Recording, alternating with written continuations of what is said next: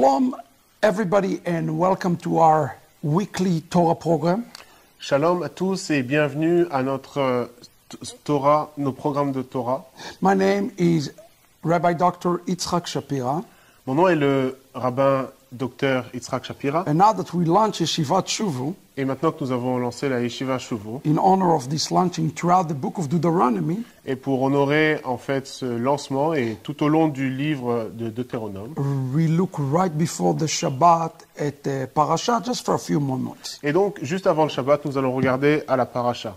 I would like to remind you that I am the author of the Rivka Remnant that is available in France right now. Je souhaiterais vous rappeler que je suis l'auteur du livre appelé Le reste issu de Rebecca, The Avat Olam Sidur, le Sidur Avat Olam, and the Besorah, the good news over COVID-19, all available in French to you. et la bonne nouvelle selon le Covid-19, toutes ces ressources sont disponibles en français pour vous. And throughout this time, I'm probably refer a few times to the books even. Et pendant ces programmes, je ferai plusieurs fois référence à ces ressources. This Shabbat, we are in Parashat Re'eh. Ce Shabbat, nous sommes dans la paracha Re'eh. Remember why Deuteronomy is so unique.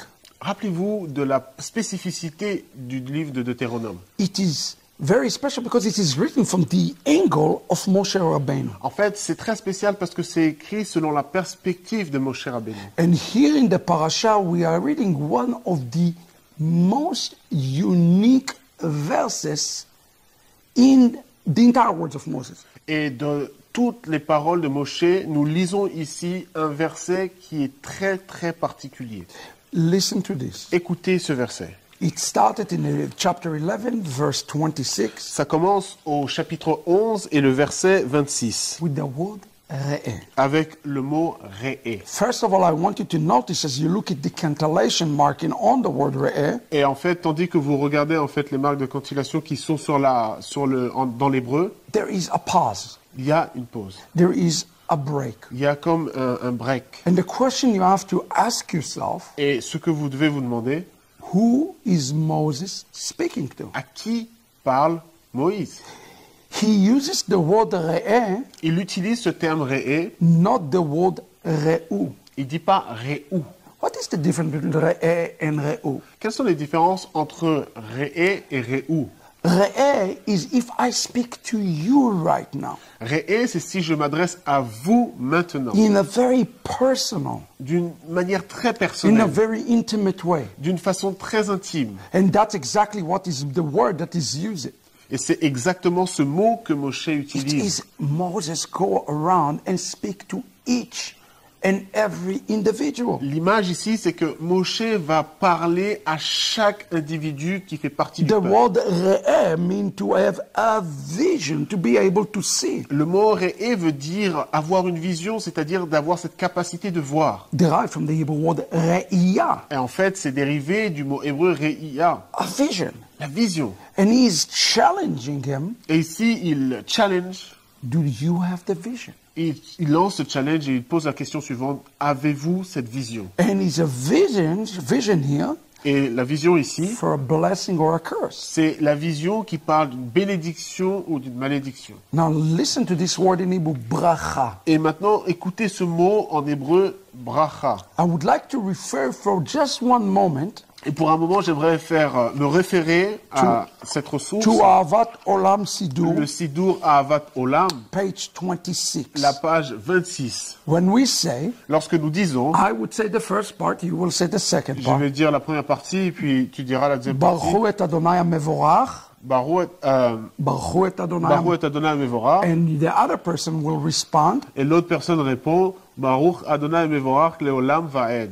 why this is important and significant in the context of this portion. Et dans le contexte de cette portion, cette paracha, pourquoi cela est important? It uses the same word, C'est le même mot, Baruch, Baruch. which does not just mean to bless, Cela ne signifie pas seulement bénir, but it actually have also an agricultural connotation, et en fait, il y a une connotation qui est liée à l'agriculture, to mean to engraft, c'est-à-dire de greffer. to take in a bad tree, cut it, and to join it to a healthy tree. Par exemple, de prendre une branche, de la couper et de venir la greffer. So what is a curse? Donc, quelle est la malédiction? Not to be grafted to God. C'est le fait de ne pas être greffé à Dieu. What is the blessing? Quelle est la To bénédiction? be grafted into Him. C'est d'être greffé sur lui. Bracha, La bénédiction, la being bracha, grafted in. c'est d'être greffé. Klala mean to be cut off. La klala, c'est dire d'être retranché. But notice, he used the word bracha before he uses the word klala. Mais ici, dans le texte, il utilise le mot bracha avant d'utiliser le mot klala. Moses is telling the children of Israel that there is a vision for the ingrafting of Israel to God. Il y a ici, en fait, ce que Moshe explique, c'est qu'il y a la vision d'être greffé sur Dieu, d'être que les enfants d'Israël soient greffés sur Dieu. And what does he say? Et que dit-il ici? Asher tishmut mitzvot Adonai. It's through the mitzvot, C'est au travers des mitzvot, through the Torah, au travers de la Torah, we are grafting ourselves. que nous nous greffons nous-mêmes. Yeshua is the living Torah Yeshua, il est la Torah vivante. that we are ultimately grafting ourselves La to. Torah vivante sur laquelle nous sommes greffés au final. Now pay attention to this. Prêtez attention à ce qui est dit ici. Remember what I told you earlier. Rappelez-vous de ce que je vous ai dit plus tôt. Moses Moïse, is going to say re'eh to each individual, il va voir chaque individu et il va leur dire Re'eh, Re'eh, Re'eh. to the point that the rabbis of Israel said that he was going person by person. Et c'est l'avis aussi des rabbins d'Israël qui dit que Moshe allait voir vraiment, littéralement, chaque personne. It's hard to imagine him going to 600,000 men and say re'eh, but that's what the text C'est difficile saying in Hebrew. c'est difficile à imaginer de voir Moshe aller voir 600 000 personnes et puis leur dire ce mot-là, Re'eh, Re'eh, individuellement. But pay attention to the next word. Mais prêtez attention au deuxième mot. Have a vision. Il faut avoir une vision. Put your name, fill in the blank, put your name. Vous pouvez mettre votre nom ici à la place. I, God says, Dieu dit, moi, give you je vous donne noten. noten. It sounds like that's in Hebrew. Re'eh anochi noten. Et en hébreu, c'est comme ça, Re'eh anochi noten. And it's important Et c'est important because the word noten parce que le mot noten, is like the word Nathan. c'est comme le mot Nathan. Do they have the name Nathan in French? Est-ce que vous avez le prénom Nathan en français? Yeah. It's a Hebrew word. C'est un mot hébreu. It's actually come from the word Nathan, En fait, ça vient du mot hébreu Nathan, come from the Hebrew word Matan. qui vient du mot hébreu Matan. Nathan Il y a Nathan and Matan. et il y a And this is Matan. important Et c'est important because one of the feasts of the Lord parce qu'une des fêtes de l'Éternel, is called the Matan Torah. parce qu'il y a une fête qui s'appelle Matan Torah. It's Pentecost, it's Shavuot. C'est la Pentecôte, c'est Shavuot. So when you see it in the Bible, the word Nathan, Donc lorsque vous voyez dans la Bible le mot Nathan, it's not a give. c'est pas seulement le fait de donner, It's implying I'm giving a gift. c'est l'implication ici, c'est que je donne un don, un cadeau. So really what it's saying, the first three words Donc here, les trois premiers mots, qu'est-ce I qu'il dit am là-bas? giving you a gift. Je vous donne un don, un cadeau. And it's a gift of being grafted. Et c'est le don, le cadeau d'être greffé. Who is he giving the gift though to? À qui donne-t-il ce cadeau? We have a big problem Et here. là, on a un grand problème. In Hebrew, En hébreu, each sentence chaque phrase, is either a singular que cela soit au singulier or is speaking to the plural. ou au pluriel, He's starting this il sentence commence la phrase speaking to the individual. en parlant à chaque individu. But when he described the gift, Mais lorsqu'il décrit cette action de donner, he uses the word lifnechem, il utilise le mot lifnechem. not lifnecha. Il dit pas lifnecha.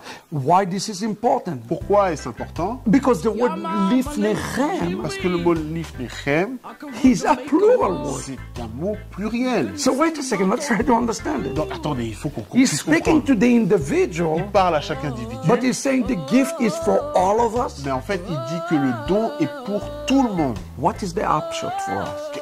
Qu'est-ce que nous devons comprendre? What is the musa? What can we learn from this? Quel est le moussard? Que pouvons-nous apprendre de cela? When one person catches the vision, Lorsqu'une personne saisit la vision, the blessing la bénédiction is coming to the entire community. vient sur l'ensemble de la communauté. The reason Moses is speaking now to the corporate, La raison pour laquelle Moshe parle en fait à l'ensemble, he want to make sure that they understand il voulait s'assurer que chacun puisse comprendre that even if one que si une personne receives the vision, reçoit la vision, the entire community toute la communauté is being benefited from. va en recevoir le bénéfice. What an amazing shiur C'est for us vraiment today. un cours, une leçon importante pour nous aujourd'hui. May you be the person Que vous puissiez être cette personne that hear the Re'eh today, qui va entendre cet appel du Réé and may aujourd'hui. it impact your Que families, cela puisse impacter votre famille, your community, votre communauté, your nation, votre nation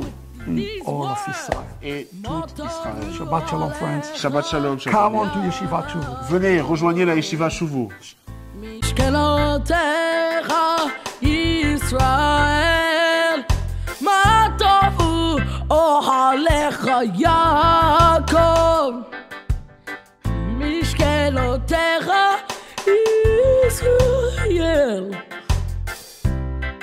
Yo, Bilam did not curse Israel, he ended up blessing them with the following words. מה טובו אוהליך יעקב, משכנותיך ישראל.